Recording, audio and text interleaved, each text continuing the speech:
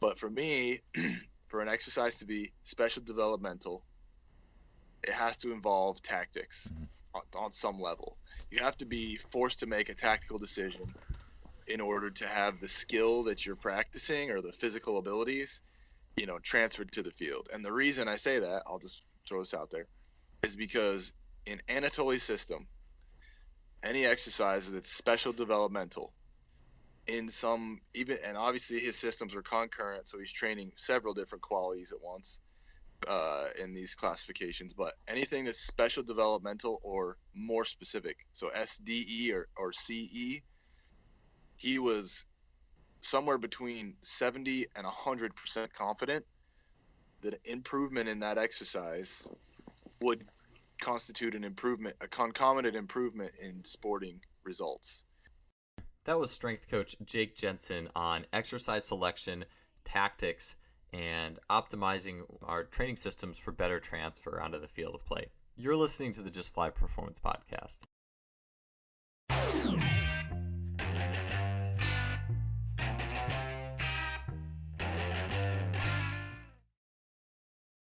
Today's episode is brought to you by Simply Faster. Simply Faster is an online athletic performance technology shop distributing items such as the Freelap timing system, GymAware, K-Box, 1080 Sprint, and the Speed Mat.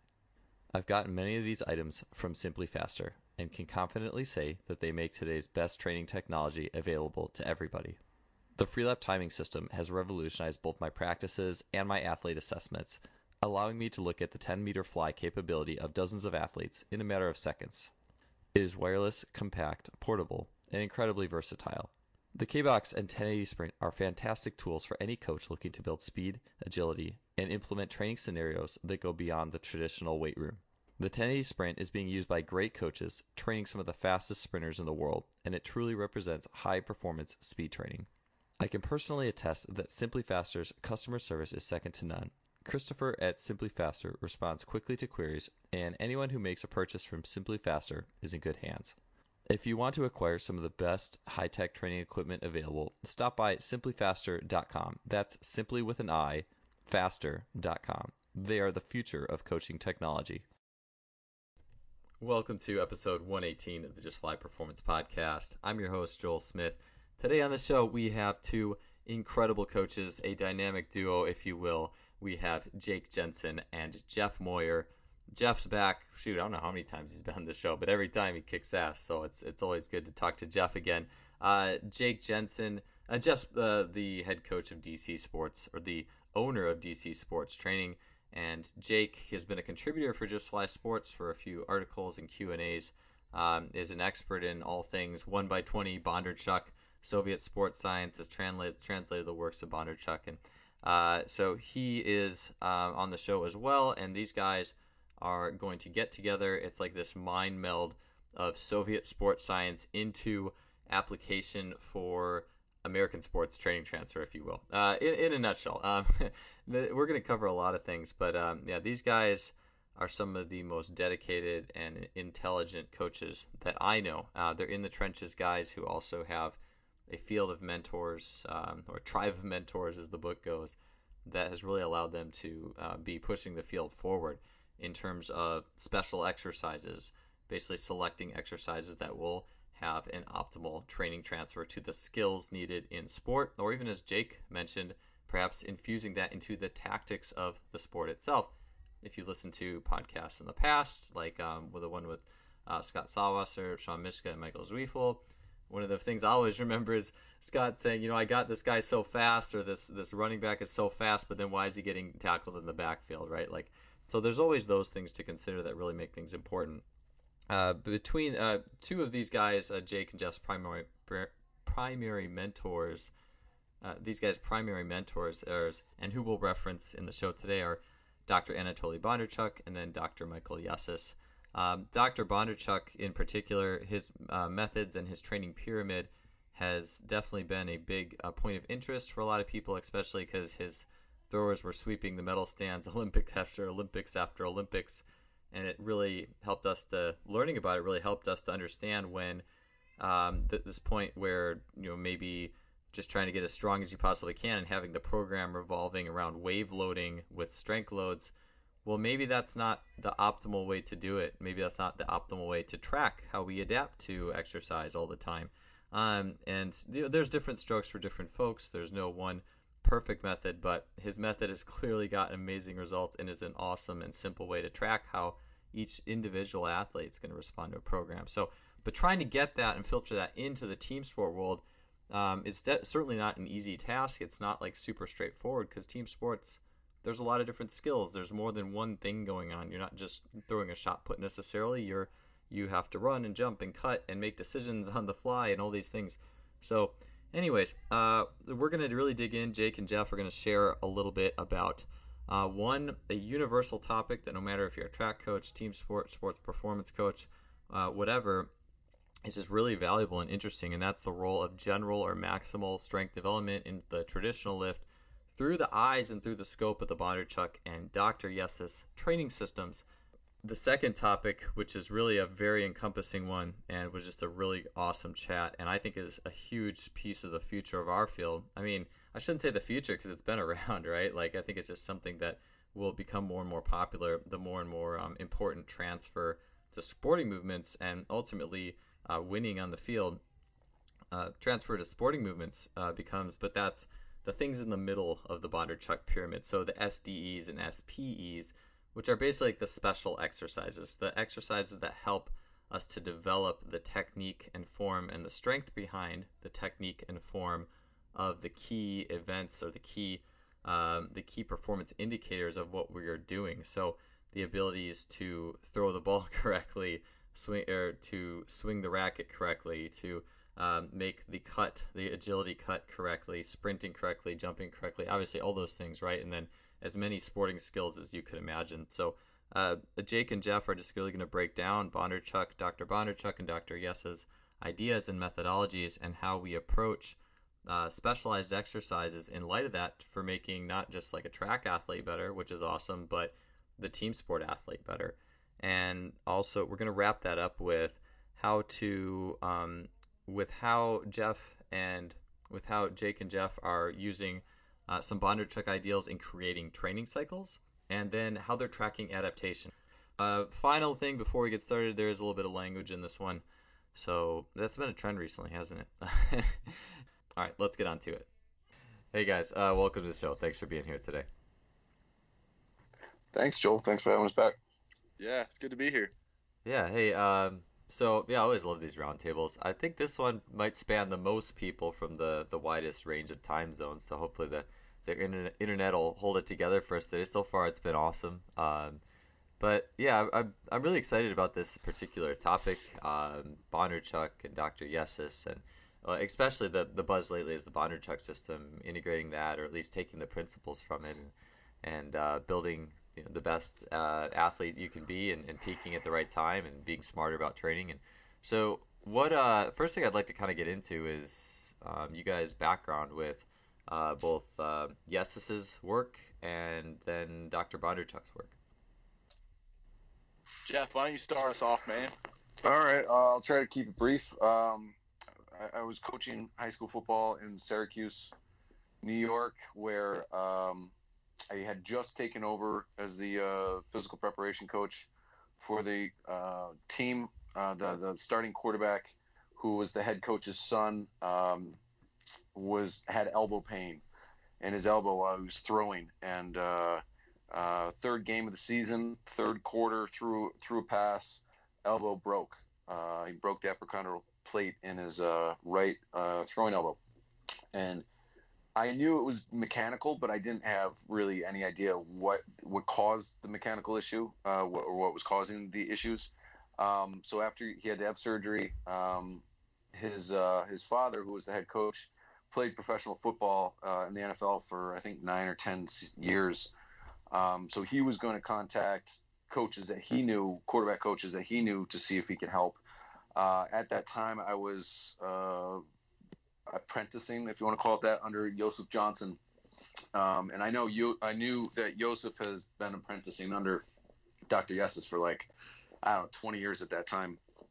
So I asked him, hey, you think Doc could possibly help us out with the biomechanics stuff? He goes, yeah, well, I'll see. So he asked Doc for me, and Doc was game. Meanwhile, the football coach asked his NFL guys, and then when he found out that Dr. Yessis was on board, he asked the NFL guys, what they thought about Dr. Yessis, and they said he would definitely be the guy to go to. So we flew out to Dr. Yessis, the quarterback, the offensive coordinator, and I. And the rest is kind of history. From that moment, we sat in his living room, and he told us what the mechanical issues were and why and how we were going to fix it. We went right up to a field and started working, man. And from that moment, I've been swinging from Doc's nuts ever since, man. Because pardon my language, but we got the quarterback. We got him back after a long surgery and a long rehab. We got him back. We took over 0.3 of a second off of his 40 in a very short amount of time. We got him throwing the ball pain-free and improved, I think, his throwing 15 yards. And we ended up going 9-0 his senior year. He won I think he was all state quarterback, and he ended up going down to University of Central Florida. So pretty good ending to that. So that's kind of where. And then I just been apprenticing under Dr. Yessis since, and I think this was 2011. So 7 years. Boom. Yeah. All right, Jake. No, so really my I guess like experience with Anatoliy and with Dr. Bondarchuk and with Dr. Yessis kind of comes from the same place. I was working for Mark McLaughlin in Portland, Oregon, as an intern, and he had Transfer Training in Sports Volume 1 and a bunch of other Ultimate Athlete Concepts books. I'm sure that pretty much every coach who coaches athletes in strength and conditioning has a book from Yosef's company on his shelf. And I was reading the books, and I was intrigued by the translation in Transfer Training Volume 1, and I reached out to Yosef and asked if Anatoliy was still writing books and if they needed a translator. And he told me that Doc was kind of overwhelmed with work, and that they could use some help with translating. And so that's how I got involved with Yosef. And obviously I was working to be a strength and conditioning coach. This was about 5 years ago. And I was like green as they come. Like I was still in undergrad, like doing my general education classes, like math and science and history and all that stuff in college. Just kind of getting my feet wet in strength and conditioning, and Yosef took me under his wing, and anything I needed questions wise, books or anything, he was right there to mentor me and guide me along. And obviously experience coaching with Mark was great. In that time, since I met Yosef 5 years ago, I've worked at a couple different schools. I worked at Portland State with the football team. I worked at BYU with the football team, both of those times as an intern. And then I moved to Michigan Tech to work with Matt Tomey as a graduate assistant strength and conditioning coach. And I was there for about 6 months and got the opportunity to move to Berlin, Germany, and be the head strength coach for a hockey team here, the Ice Bear in Berlin. So that's where I'm at now. And my experience with Anatoliy, with Dr. Bondarchuk, has been solely based on translating his books and interpreting for him when he does presentations. So through like working, obviously as a strength coach in my career, I've been able to learn a lot of things that I've found useful in coaching my athletes. And I have the added benefit of, if I ever have a question about principles that are in his books, or more often than not, the way that he writes about the principles in his books, because he just doesn't do that good of a job, I can call him and say, hey, like, what the fuck are you talking about? And a lot of people don't have that benefit. Like, they just don't have the access, or they don't speak the language because he doesn't speak English. But it makes a big difference, with that guy, to be able to talk to him and mull things over. So he's been a mentor of mine. And that's how I came in contact with Jeff and with Dr. Yes's system, is through Yosef and through the Central Virginia sport performance seminar that Jay DeMeo puts on every year at the University of Richmond. It's been a fantastic resource for me. So through those two kind of avenues, I've been able to learn about Anatoly stuff and apply it a little bit. Sure. And then Jake, your background as an athlete too, and a lot of what you've worked with is powerlifting. Yes. Yeah, if you can call powerlifters athletes. Don't be offended, guys. I lift too. We all know it's true. No, I asked that too just because as we kind of talk throughout today, I think I'm always interested in people's backgrounds as an athlete themselves and some of the sections they coach, because I think when we interpret these systems, I think it makes an impact. I mean, It does.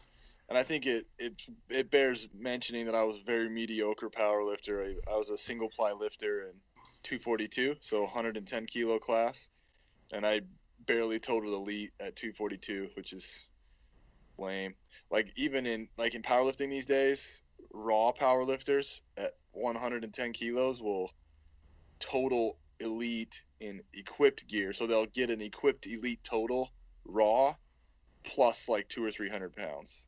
So it's like a different beast these days. Like guys are so strong, records are going up like crazy. Like the 242 lifters in raw class are just outrageous. Like you've got guys pushing over 800 in the squat, like close to 600 in bench and well into the sevens in deadlift at 110 kilos. It's like a decade ago, that was like super good for equipped lifters. So like my numbers were nowhere near that. It was more of when I was living in Utah going to college, I started powerlifting because a bunch of my buddies did it, and I trained with 3 world record holders. Scott Meekum benches 820 at 242. Chris McGrail deadlifted this weekend at the Olympia. He deadlifted 715 at 198. And then another guy whose name is Ryan Marble benched 755 at 242 in single ply equipment. So those guys were like ridiculously strong. But it's good for me, I think, to be involved in that because honestly, they get injured a lot. Yeah. Not those guys per se, but powerlifters do.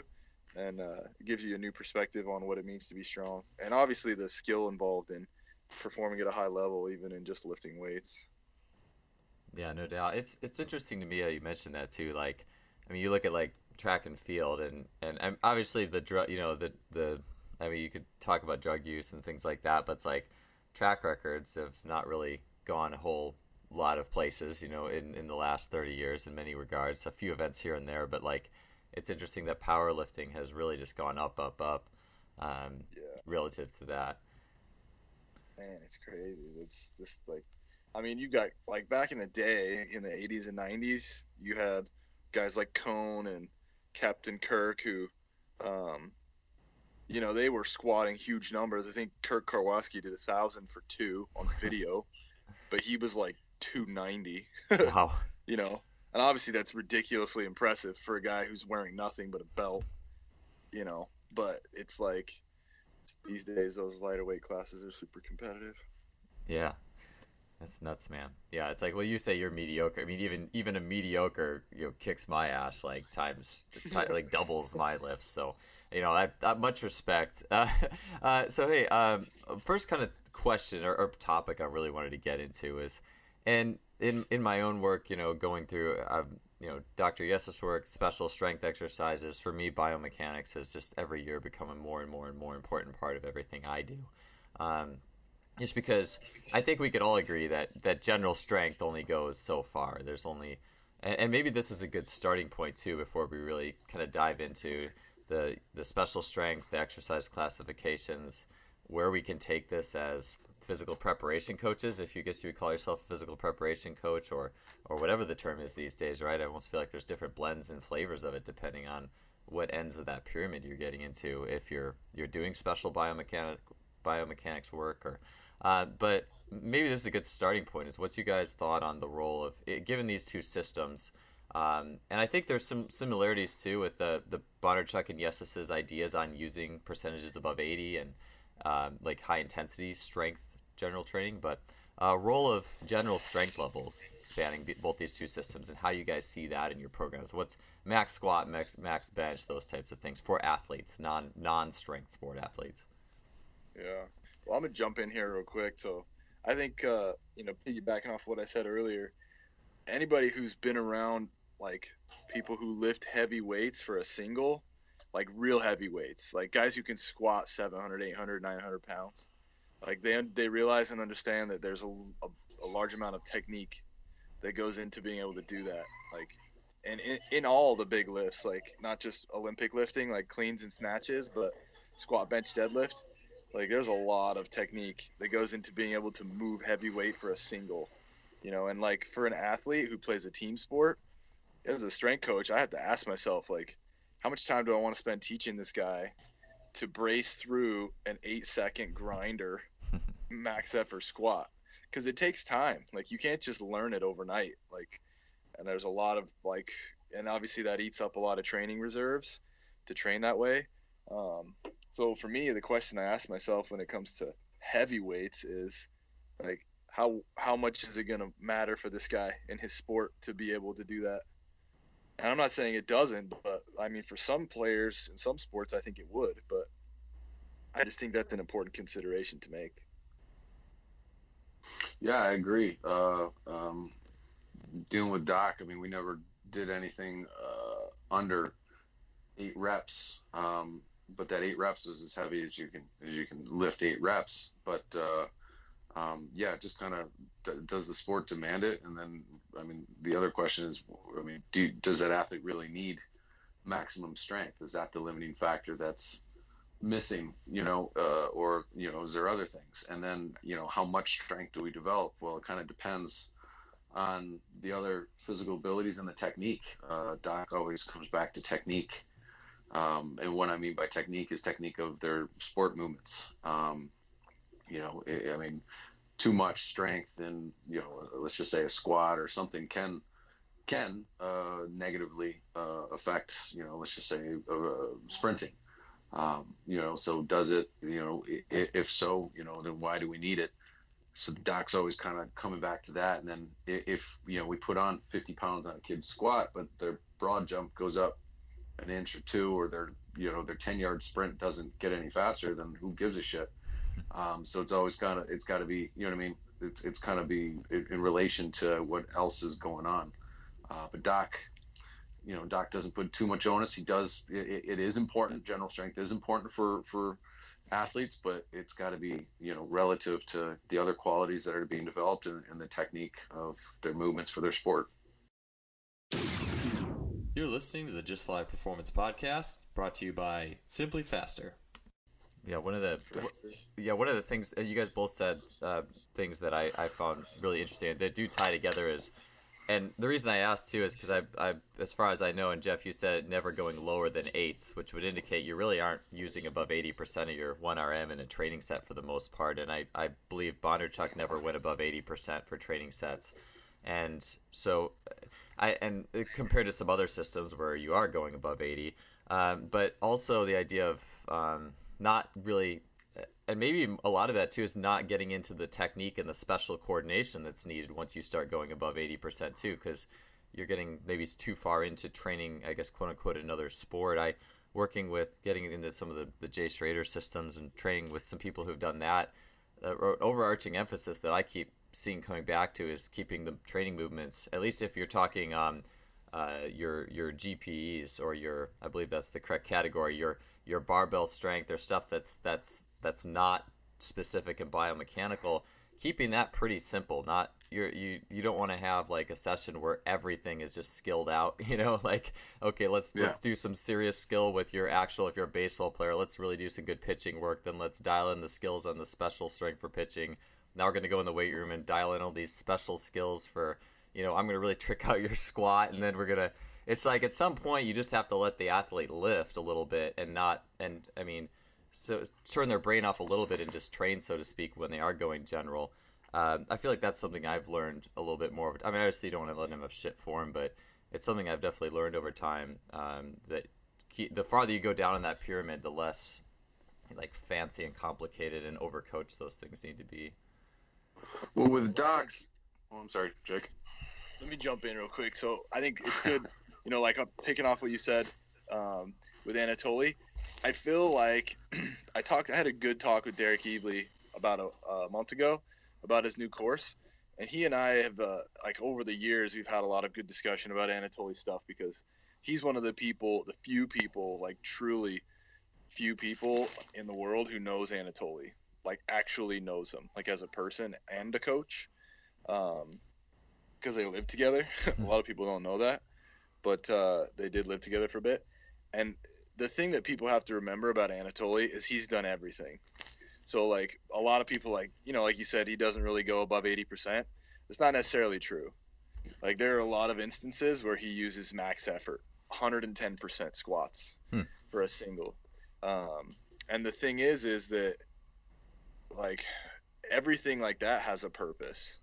So you take, for example, in some sport applications, which I think you'll find with Jeff and with Jeff and me, we take from Doc and from Anatoly that's the foundation, is what is the sport demand. In some applications, super heavy ass squatting, just like nasty raw strength, is very important. Like if you're gonna eventually get down to like with some guy who's 320 pounds and plays inside doing isometrics, like heavy isos, like that guy needs to have just like a fucking block for a core, like he needs to be super solid. And so heavies is a good way to get that adaptation. And so with Anatoly, like with some of his throwers, like the first guy that comes to mind is Jiri Tom. He tells stories about that guy. Like when he showed up at his training facility, the guy was like just a fucking slob. He was as soft as baby shit. And Anatoly told him to get the fuck out of there. Like for 2 years, he told him to not come back. And he just kept coming back and was like, please train me. And Anatoly was like, fine, I'll train you if you just leave me the fuck alone. And that guy did heavy squats. Like he was so undertrained that he was like, you're just weak as shit, dude. Like you can get stronger. And so he had him do heavies, triples, singles.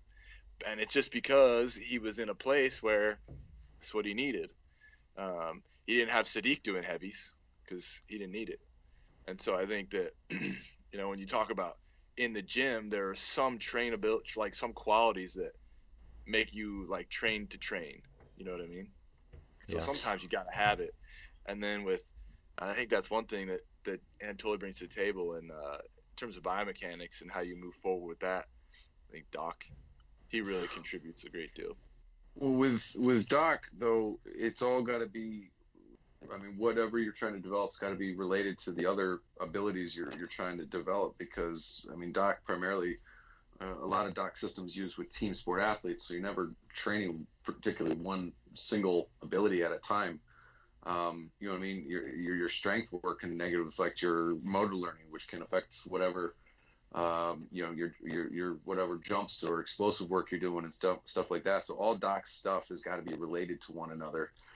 And it's the adaptive reserves that he doesn't necessarily want, because you got to kind of share that out with the athletes as well. So you don't want to just, use all that up with max strength. And now, okay, your speed work's done and your technique, you're shot to shit with technique. And the thing is with Doc, again, he's always coming back to technique and motor learning. And it's hard to learn with max intensity. Mm-hmm. Whether you're doing max intensity on the learning or you're doing max intensity on the squat, but you're still working on, let's just say, quarterback throwing. You know what I mean? It's hard to learn with that because the adaptive reserves are used up. So Doc's always looking at it from that perspective as well.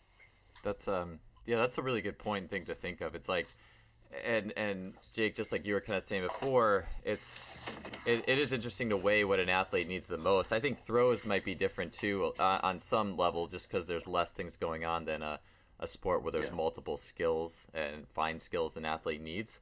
But that actually fits with the athlete where he did use max strength. I know Derek Evely had talked about on Martin Bingisser's podcast, or maybe it was mine. Maybe I'm just like created my wires crossed these days. But like the athletes that he had seen done the best on the Bondarchuk system were those who had come into it from they had originally done a traditional max strength program in like the past, and they had hit these levels of general strength that were acceptable, and then they went into the system where they weren't necessarily lifting the heaviest weights. And then I guess that would fit maybe with what you were saying, Jeff, where the motor learning ability is now greater. We're not putting 85, 90, 95% loads in the system all the time. That kind of closes off. And I think about it too. I was just writing an article on this, on like what things make a good athlete, and like it's for some reason it seems like all the really like finely skilled tennis players or the swimmers that have the absolute best feel for the water just don't naturally really seem to embrace going as heavy as they can. They'll lift, like they'll do what I tell them, but they're not the guys who necessarily want to throw weight on the bar. It's almost like they want to keep more degrees of freedom open subconsciously in this way. Yeah. I think.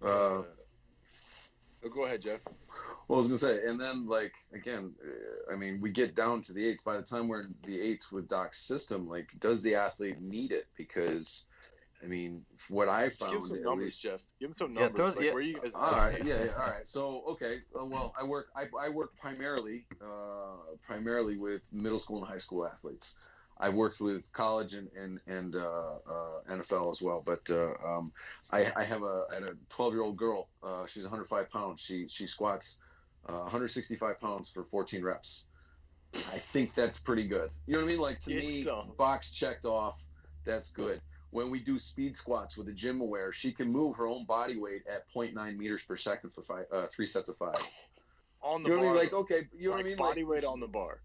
Yeah, she's got 105 on the bar, and she moves it for 0.9 meters per second. A 12-year-old girl, like that's pretty. That's pretty good. I know some guys who are professional strength coaches, who look for body weight times, body weight on a trap bar for around 0.9, and that's how they pass. Is that peak? Is that average velocity or peak? Average, yeah. Okay. It's mean on squat. But yeah, so like, you know what I mean? But all we did was one set of 20, one set of 14. We never, by the time we got to the eights, it's just, we don't need that. And that's one of the things with docs. Not that we can't get into that, and not saying I don't with some football players or some linemen or some wrestlers, but we don't necessarily need that. But with that said, Jake mentioned like isometrics and stuff. We are doing, some heavy, by that time we get down to the eights, we are doing some heavy type of iso eccentric work a little bit. You know what I mean? So now, I don't know where that falls on the percentages, but we are doing at least one set of some heavy isos as well. But again, I mean, how strong is strong enough? It's always a question that's been thrown around for ages in our field. You know what I mean? To me, it's just got to be relative to the other abilities that are being produced. And, she can move pretty well. So, but I don't think she needs to get any stronger, but I hope that makes sense. That's like such a good thing to say too, because people who are strong, like I was saying, Cone and some of these guys, Goggins, power lifters who are strong, like Goggins squat over 1,000 at 242, I think. These guys talk about what's wrong with powerlifting today. It's like too many fucking kids won't squat over 10 reps. That's what they say. Interesting. They're like, what? They need to squat more. And like guys like Dan Green, who is one of the top 242 guys, raw. Obviously, there's question. He doesn't compete in a drug-tested federation. I get it, but rarely is that guy squatting less than 5 reps. So you got to ask yourself, like Jeff's saying, what do you define as strong? Because you don't need to do a 1-rep max to know that they're strong. Clearly.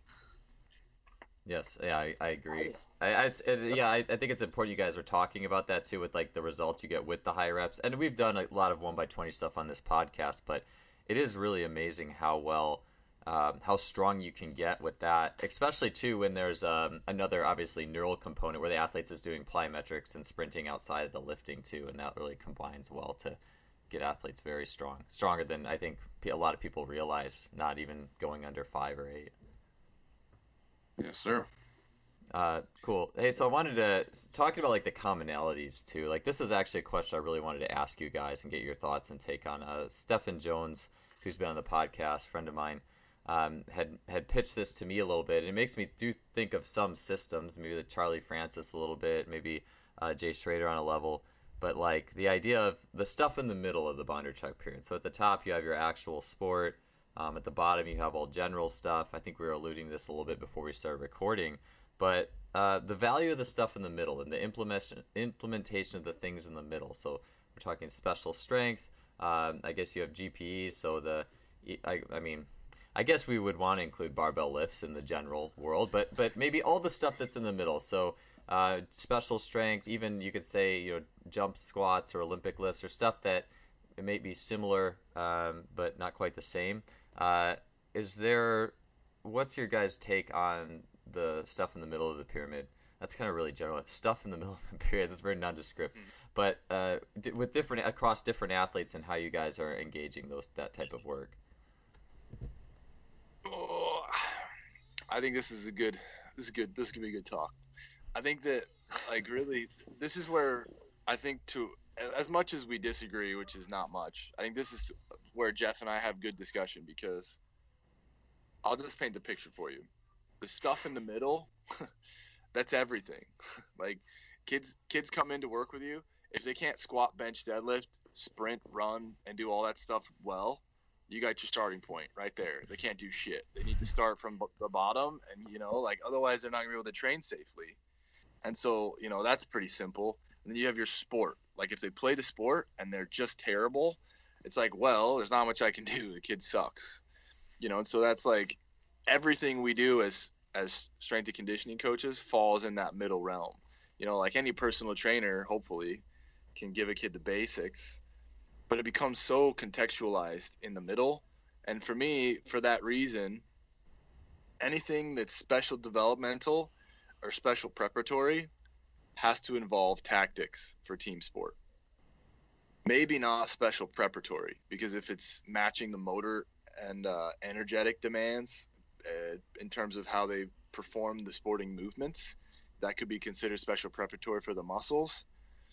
But for me, for an exercise to be special developmental, it has to involve tactics on some level. You have to be forced to make a tactical decision in order to have the skill that you're practicing or the physical abilities, transferred to the field. And the reason I say that, I'll just throw this out there, is because in Anatoliy's system, any exercise that's special developmental and obviously his systems are concurrent, so he's training several different qualities at once in these classifications, but anything that's special developmental or more specific, so SDE or CE, he was somewhere between 70 and 100% confident that an improvement in that exercise would constitute a concomitant improvement in sporting results. And so you think about that with hammer throw, that's pretty simple. He's throwing the hammer, it's heavier, you're working on strength, and it goes further. Okay, well, I'm pretty sure he's going to throw the lighter hammer further. Good. You got it. For team sports, it's just not that simple. Because if you take something that we feel is highly specific, like say a 40-yard dash, and you say, okay, now his 40's faster, I know he's going to score more goals, or not goals, he's going to score more touchdowns or get more first downs in the game. Man, I tell you, I don't know very many strength coaches who are going to go to the head coach and be like, I'm 90% confident that this guy is going to score more touchdowns now. And that's because it's hard to say that. Like, the game is so complex. And for me, it's like, I have to ask myself the question, are we leaving out a whole classification of exercises that could yield us, that much development? Like, imagine if we're training athletes only in SPE and the game. Like, think about how much development is on the table if we're not using that SDE. So for me, that's how I feel about it. You're listening to the Just Fly Performance Podcast, brought to you by Simply Faster. I was gonna say too, before you jump in there, Jeff, I was literally just thinking about that. I was going through Derek's course in that SDE. I was thinking about all the videos like Michael Zweifel puts out with the perception and reaction. I was like, this stuff I feel like would definitely go in that SDE category, because it's like, it's not quite the game, but it's game-like, it's specific derivatives of the game-like situation. So that was just a thought I was having as I was going through Derek's course. Well, so I'm not in disagreement at all with what Jake said. I think, and this is partly stuff I got from Doc, and this is just kind of my own twist on how I look at it, at least. And I apologize if this is redundant, if I've talked about this before, but I look at it as two things. So let's just name a sport and a position right now. So let's just say running back football. Okay. So with me or with Doc, he kind of breaks it down, right? There's hard skills and then there's soft skills.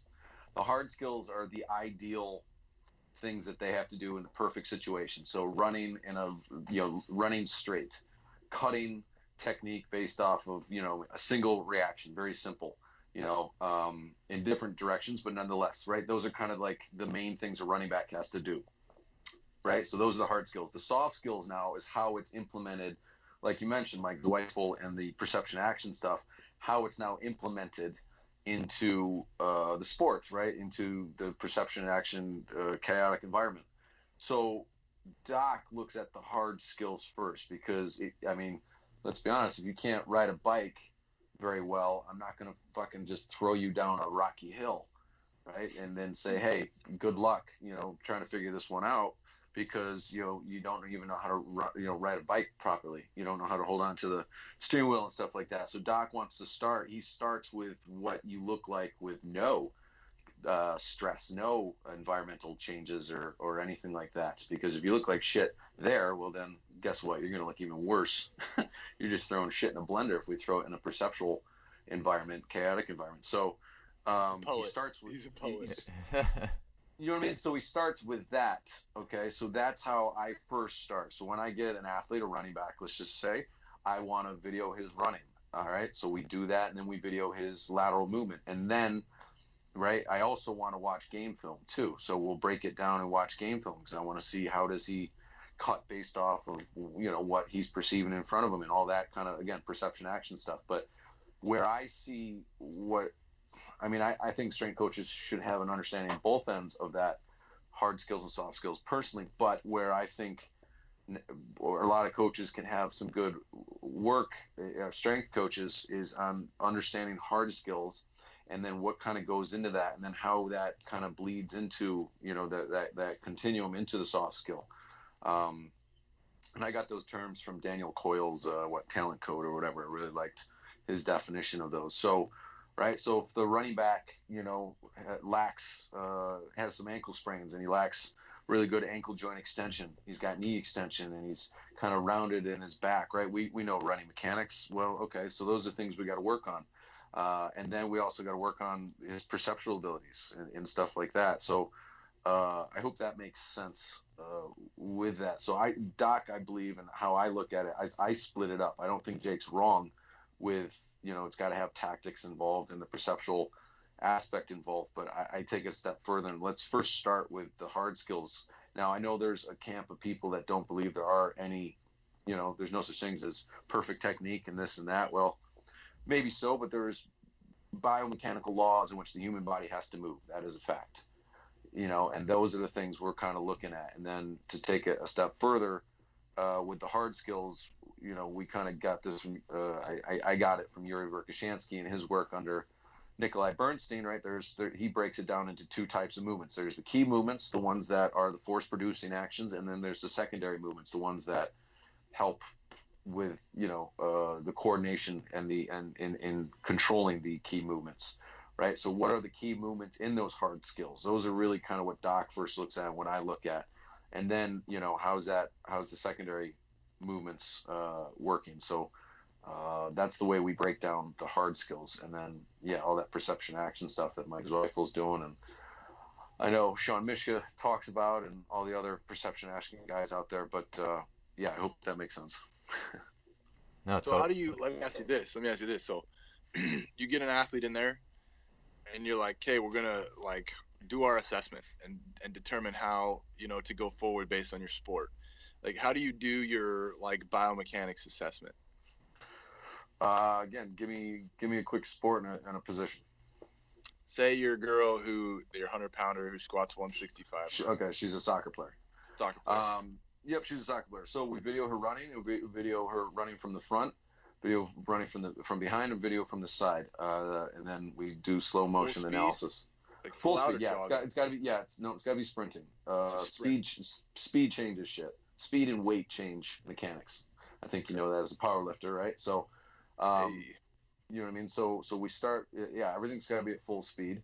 And then I'll break it down from there. And that's where apprenticing under Doc and his expertise and has helped me learn that stuff. And then if there's stuff I don't know, part of apprenticing under Doc, the joys of that is I can send him video and then he'll give me his analysis and I can see if it matches up with mine, and then we can talk about it.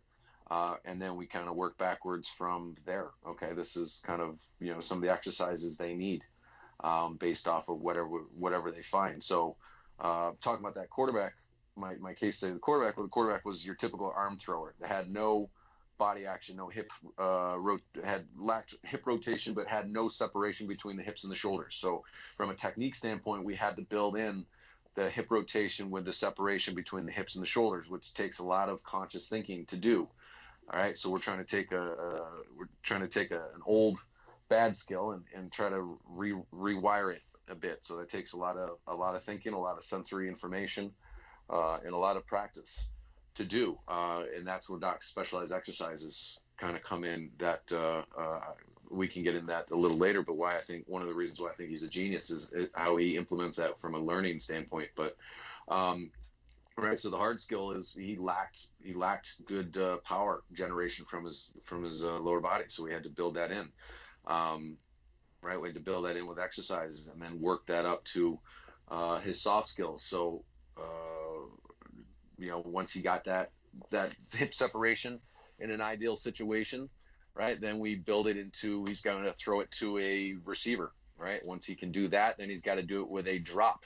Once he can do that, then he's got to do that based off of reading receivers. I'm just giving ideas, right? Just trying to always loaded though. Like, did you do those exercises loaded? Like, no. From...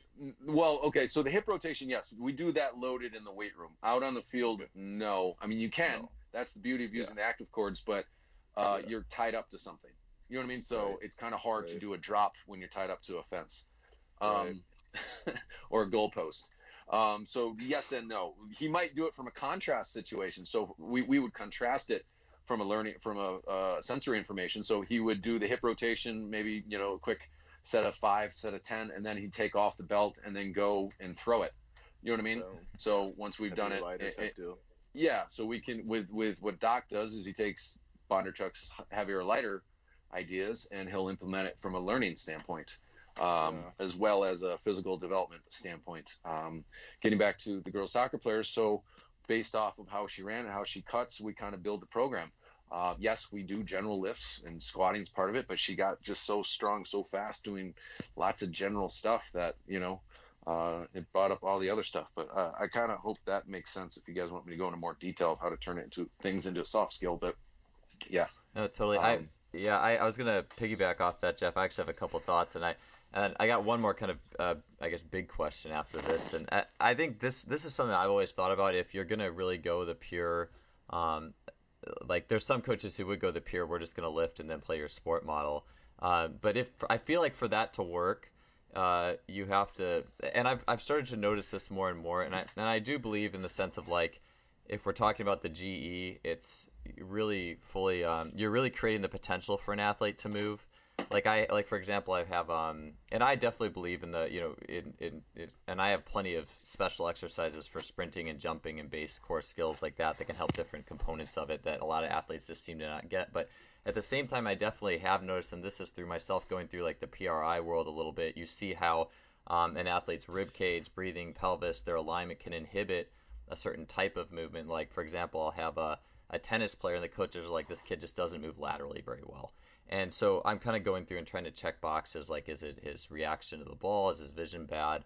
I mean, maybe, I don't know as much about that as you to make that call and judgment. But one thing I do notice is, okay, if we line the guys up and they're in a half kneeling stance and then they have to do a quarter turn and go laterally, this guy can't just go laterally. He runs an arc like every time. And he doesn't have a frontal plane. Like his ribs are sitting almost on his pelvis. And it's part of that's just his body design. Like I can't change the proportions of this kid's rib cage. But I mean, on a level, there are some things in the PRI world you can do. There's some things he's gotten better at from a frontal plane. But I do think there always exists the argument of, if you can free up an athlete to move, give them enough degrees of freedom, their body will eventually figure it out. I think the special exercises are a shortcut, especially for athletes who just aren't as athletic all the time and just don't get it. I mean, the best athletes pick up they have the degrees of freedom, they have the capacity, they have the movement potential, and they're a damn good athlete, and they just play along, they just get it. I always kind of felt like a lot of the special work was, on some level, it's like a, what did you call it, like a little bit of nitrous oxide to get their system used to actually moving correctly more quickly. Well, but I would argue, I would argue a little bit against that. I mean, I think that's why there's so many overuse injuries, because some coaches follow that path and, okay, I'm just going to let this athlete will figure it out. They're a good athlete. They can figure it out. Well, okay, yeah, they can figure out, they can move laterally quick, but I don't know. I think that's why we get overuse injuries, why we got hamstring injuries. And I mean, there's a lot of reasons for that, but I don't necessarily believe in just always letting athletes figure things out, because there are biomechanical laws that they have to figure out. This quarterback, he had to develop power from his arm because he figured out how to throw, but no one taught him how to use his hips, how to use his body. And unfortunately, that's more common than not, that coaches don't know how to teach that.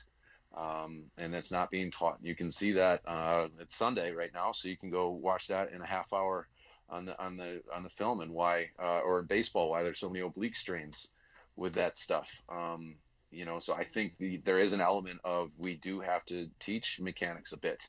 And on top of it, specialized exercises, one, help with the motor learning, but it helps bring out the physical abilities of that technique. So now they can demonstrate that technique better, rather than just from a teaching standpoint. So on average with my quarterbacks, I work with, when we work on the separation, they put on 15, 20 yards of their throwing power, or on their total yards. Baseball players average about 15, 20 or 10, 15 miles an hour on their fastballs. My golfers average about 50 yards improvement in their drives, from just learning proper mechanics and doing strength exercises that relate to that. And I think that's the whole thing behind Doc's stuff. Not that the general's not important. He just assumes you kind of already know that shit. Unfortunately, I don't think people do. That's why we're still having this argument that there's coaches out there that don't think general strength training, can improve speed development. Well, I just think they're doing it poorly. I think they suck at it, personally. Yeah. And I got plenty enough numbers to show that general strength does transfer to speed if you're doing it, and you're monitoring things, but that's another story. Well, and I think too, like, like what you're saying, what you guys are both saying is, like, there are techniques for improving physical abilities. Like, for example, with PRI, if you have an athlete who moves badly, they're not going to perform well in anything. Like, you guys know who Chris Duffin is? He's a powerlifter. Yeah. Famous for being fucking crazy, for one. Like, this last month, he deadlifted 800 pounds every day for 31 days. Get some of that. 800 pounds every fucking day. Just because. And this guy's famous because he is big on being able to move well. Those things don't usually go together. Like, being a heavyweight lifter and being able to move well.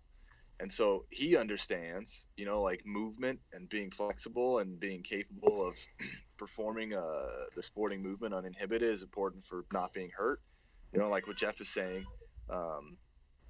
having a process that breaks down their sport so you understand where they're deficient is important as well.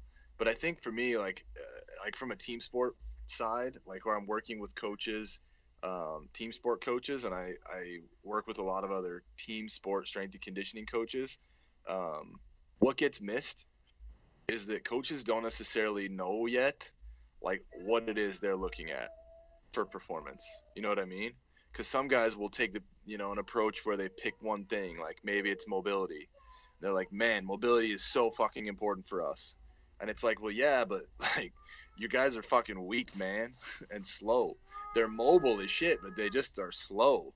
And then somebody else will be like, man, speed is so important. All we do is, it's like, yeah, you guys are super fast, but they're brittle. They can't move. They're like about to snap.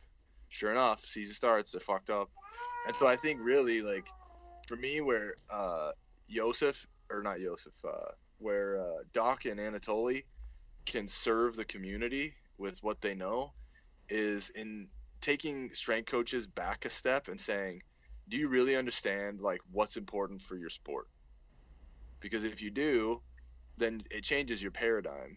Like, for example, I'll give you an example. If you're a hockey strength coach and you feel like heavy sled, like prowler pushes and sled drags are important, I would ask you, why do you feel that way? Because I can tell you right now, in every hockey league on the fucking planet, speed is king now. In the NHL, it changed overnight. Like, clubs went from having big men, huge dudes, like 6'8"ers, 260, 270, dumping everybody. Like, hardly anybody has a big guy like that. Like, Boston has Chara only because he's a fucking animal. Like, the guy can do 50 pull-ups at a body weight of 260. Um, Everybody got rid of their big men. Why? Because being big doesn't matter anymore. And so they understand, the team understands, we need speedy, skilled players. But like, as a strength coach, like, do you understand what's important for your sport? And if you do, then you can make a scalable, like a measured, scalable progression model, like with what Verkhoshansky has for jumping. That's an integrated, scaled progression. He knows what's important, and he understands how to make it, like how to build that quality in the most efficient way possible. Like what Jeff is saying, he doesn't fuck around making some high school soccer player strong for 3 years when he can make her strong in 8 months by doing one set 3 days a week and work on other things at the same time, like those things being mobility, speed, and like sports specific skill. And so for me, the real contribution of the article that we wrote and like the discussion that Jeff and I have a lot is that we need to change our paradigm. Like, we don't need to spend so much time doing one thing. We can do it all. We just have to be smart. Yeah, I think there is. I agree, and I appreciate both you guys' input on that. That area, because I think it's, as the industry moves forward, that's an area, those 4 layers of the pyramid and the way we see what really matters, I think is going to become more and more clear. I did, with just a little bit of time left too, I did want to get into something that I do feel like is very important and unique with the Bondarchuk system particularly is, and I think that certainly makes it great, is just how easy it is to track what you're doing. And obviously, the more complex sport gets, the harder it is, right? Like, how do you track? How do you decide what the? And I'm kind of getting some ideas by going through Derek's course. But how exactly do you decide what the key point you want to track is for American football or soccer or rugby or whatever you're coaching, right? Like, and so could you guys talk a little bit about the impact of the Bondarchuk system in terms of how you guys are replicating, tracking, monitoring your workouts? I mean, obviously Bondarchuk, the same workout every day or maybe 2 workouts done until you adapt. How are you guys taking that paradigm? Well, I'll just give you, I haven't really said much in terms of like numbers from my side. So I'll just tell you straight up, like, for me, the things we look at, like, to make a hockey player, we look at repeat sprint ability in ice skates. So we do a repeat sprint test where the guy sprints 15 meters, stops, and comes back. So it's a little bit shorter than blue line to baseline. And we measure the drop off. There's 2 timing gates. We use a Browers, and we do 12 sprints. And so we watch how fast within the shift and between shifts their systems tank, and we videotape it. So we watch them sprint in skates with all their kit on, and we watch a video. And based on the times in the video, we can identify deficiencies. So we take that and we combine it with body composition. We use bioelectrical impedance because we don't have the money for DEXA. And then we also do force plate jumps combined with general strength. They have some like fancy fucking force plate thing that's isokinetic here at the Olympic Training Center that we use, but you could do it with anything, right? And so for me, all of those things that's what I look at. I look at repeat sprint ability in skates, power on a force plate, and their body composition. And so it's a pretty straightforward process. When you're doing jumping, if the guy does the jumps on the force plates and he can't fucking jump, then I'm like, hey, there you go. That's my test exercise. High or extensive jumping. How does his technique look? And if he's weak, like on the force plates, he has no real, like force into the plate, Like, okay, well, we need to work on his power and his legs. So squat strength, and then that becomes your test exercise is squats, for reps. In skating, you watch the technique if you're doing repeat sprints, and if it falls off, you're like, okay, you're done. That's your test exercise. Is his um, technique in his skating sprints. So I feel like for me with Anatoly's system, it's like depends on the phase you're in and what's important to you as a coach in terms of how you determine transfer. Yeah, same here. I don't have the fancy equipment Jake's got, but yeah, it depends on what Come we're trying on, to. man. I don't have force plates, man. Jeff's place is like a Toys R Us for sports science, man. Yeah, I don't know about that, but it depends on where we are in the training. So that's one. So if we're in, let's just say the 20s, I got a kid, right? The KPIs might be just the strength exercise, and then something simple like Bosco jump tests. Um, it doesn't mean we don't sprint to see correlation as well, but I'm not too upset if in the 20s kids 10-yard times don't improve substantially. They do usually. I'm not saying that they don't, but I'm not like upset if they don't, just because we're in the 20s, man. I'm not necessarily trying to develop speed just yet. Um, and then as we go along, into the 14s, into the 8s, then our priorities change. When we're in the 8s, the KPIs become, let's say for soccer or for, other team sport athletes, it's going to be a 10 and a 30-yard electronic free lap sprint. Bosco jump tests are good because at Pittsburgh, we've had massive rain and flooding this year, so we can't always go outside and time our sprints. So the Bosco jump tests have been great. And then watching technique and specialized exercises, if they're doing specialized exercises, because I know Jake, what you guys were bringing up earlier, generally when Bondarchuk saw an improvement in SDE, he can pretty much guarantee with an improvement in sport performance. I'm not gonna say with the 70 to 100% certainty that Bondarchuk has, but I feel like with the level athletes I work with, middle school and high school predominantly, that if they're going to improve in their specialized exercises, I feel pretty confident that they're going to have an improvement in those other KPIs, the speed and power numbers, and usually not always, if they improve in those, they're probably going to get better on the field. It's hard to. I haven't seen too many cases where a high school soccer player took off 4/10 off of their 10-yard sprint and they didn't get better on the field. You know what I mean? Don't get me wrong, it changes as the levels go, but for middle school and high schoolers, I'm pretty confident with that. Sure, I think really one of the morals of the story is to have a set of KPIs for each sport that are listed, and then have a number of SDEs that are correlated with that. I think, but that's where the trick is, right? I know, and Derek Evely was talking about Tom Crick in the UK Athletics, like mapping every track event, like the potential SDEs for each one of them, and having, at least for track and field, right, where it's just kind of one skill each. And obviously in each sport there's multiple skills, so it becomes a little bit of a project. But I think that's kind of the beauty of being a coach, and especially being a good coach, is the factors behind each team sport, and the KPIs, and what's going to get the job done and getting those better. What I find interesting that I really enjoy talking about, maybe we can, I know we've gone a little long here, but is that I've learned from Bondarchuk is talking about adaptation types and the different types of people and how they adapt. So that's something I look at, and I know some people may not agree with me, but even at high school, middle schoolers, man, they still adapt differently. They don't all adapt at the same speed. And I find that interesting. I really enjoy the challenge of that.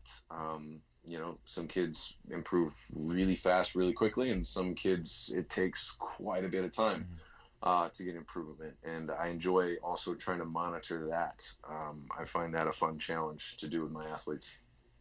How Yeah. often? I don't want to hijack this too much. I did want to at least, and Jake, you say what you want to say, but I did kind of want to also feed this in there as to finish off this question is, are you guys doing anything in terms of having workouts that are a little less diverse to really hone in on that? Basically, doing maybe only one or two or three types of workouts with the athlete, or how does that impact it? But also, I don't want to take off the rails what you were going to say too, Jake.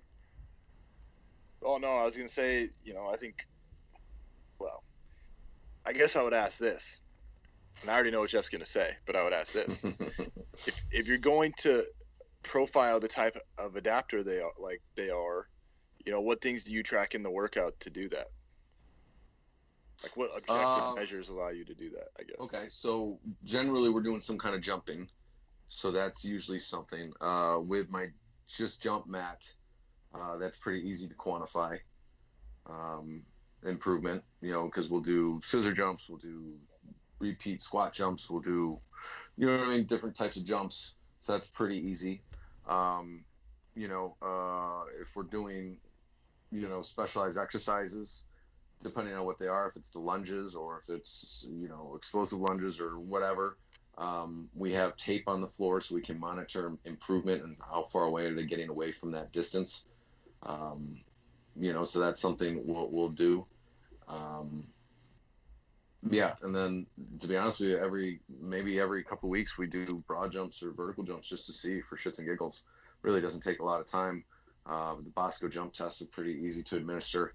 I got a couple mats, so we'll just jump on. Let's do those real quick. But not, I mean, it's not always perfect, but those are generally what I use at least. That's awesome. I think that's an important moment right there. If you're gonna get to know your athletes better, you should have a system in place.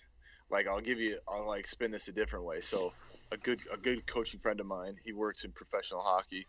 He told me that when his athletes go home for the summer, and like this is obvious, right? Because there's a players association involved.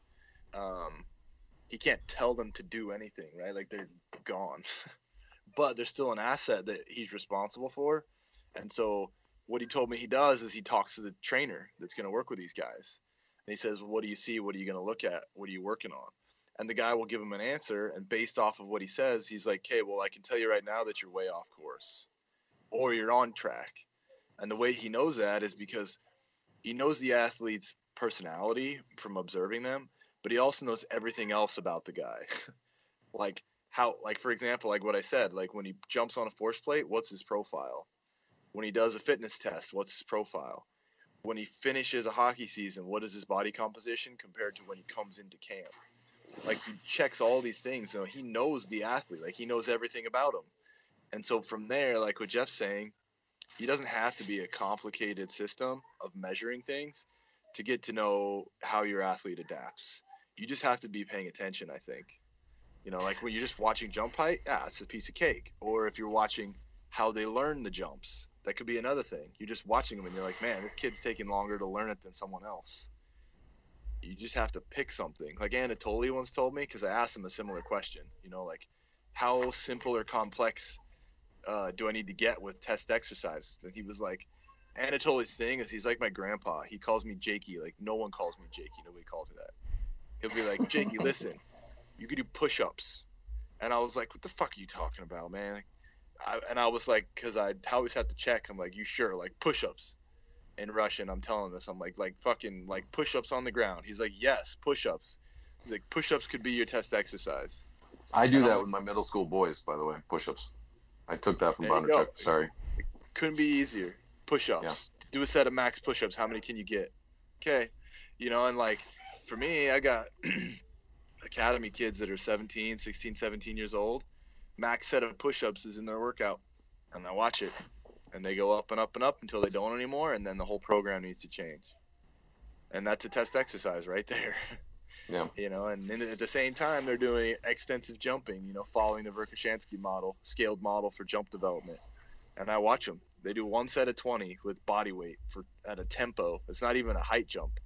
The key indicator there is technique, like technical mastery. Can they do a full set of 20 jumps and have all of them look good? It's pretty simple. That profiles of guys, like Jeff's saying. If you got a guy who just takes forever to learn it, It's like, well, that guy's just a little bit, slower than the other guys, so he needs more time. Right on. Cool. Sweet. So yeah, I think that's about all the time we have. I know we got some stuff going on. But I did really want to get into, just for like maybe it could be a 30-second answer. We'll call it the lightning round. But how often are you guys testing those KPIs every day then? And how diverse is your like general program? Are you doing the same lifts every day, every other day, special exercises? How diverse is that with the KPIs and the tracking in mind? For me, I don't change workouts. We keep them the same. I mean, the amount of exercise we do will depend on how that athlete's feeling on that day and what's going on. And, Fridays are Friday fun day. So we generally, just do the big rock stuff. And we do a lot of the vision and perception action movement stuff. But yeah, I generally don't change exercises at all, or workouts at all, until it's time. Those KPIs stop moving, and then we start to dovetail in and out other things. Nice. So I was trying to give my lightning answer. Yeah, nice. Good job, Jeff. For me, I'll tell you, I got a defenseman, a young kid. He's 21. This summer, he trained with me for 8 weeks. He had 3 workouts. That's it. Everything he did was better. And this is on force plates, on like a leg press with force plates, isokinetics. Speed strength was up, max strength was up, jumps went up 30% from where he's been. He did 3 workouts. And within that program, we measure KPIs every day, we measure KPIs monthly, and we measure KPIs weekly. Like, there's some things we measure constantly, and then some things we measure time to time. I will say, caveat, in team sports, you got to be careful about monotony. Mm-hmm. You get a guy who's 35 and you say you're going to do the same workout the whole season, he's going to tell you fuck right off. So you got to be careful of that. But if you got a guy who will do it, man, you work those basics till they really don't work anymore, because you can get a lot out of them. Yeah. Context is so important. Like Pat Davidson was saying at a seminar, you don't go to the Outback Steakhouse and the waiter tell you steak isn't good for you and suggest tofu instead. You do have to give athletes what they want, especially in that situation. But it's really cool to hear you guys' answers. You got me excited for the rest of your series, by the way, the article series on Just Fly Sports. I probably will mention this in the pre-roll, but I hope everyone reads it and the stuff you guys got coming out. So so good talking today, man. I wish we could do this all the time, and maybe we can more often, but thank you guys for being on the show. Jake from Germany, Jeff from the East Coast. I really appreciate it today, guys. Thanks, man. Appreciate it. Thank you.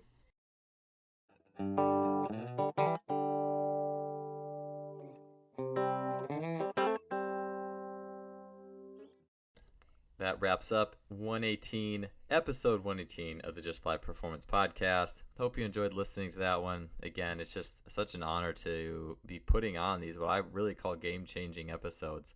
Forward-thinking, people who are taking the best of the leaders of the past, who have shaped this industry into what it is, or played a large role in shaping the industry into what it is, and just using forward-thinking and creating these ideals that I think are really going to help make all of us better coaches. I know I've been, as a result of doing this episode and all the others. So anyways, don't forget to visit our sponsor, simplyfaster.com, suppliers of high-end training technology. Also, if you enjoyed the show, don't hesitate to leave us a rating or review on iTunes, Stitcher. Would really appreciate that. We'll see you guys next week with another great guest.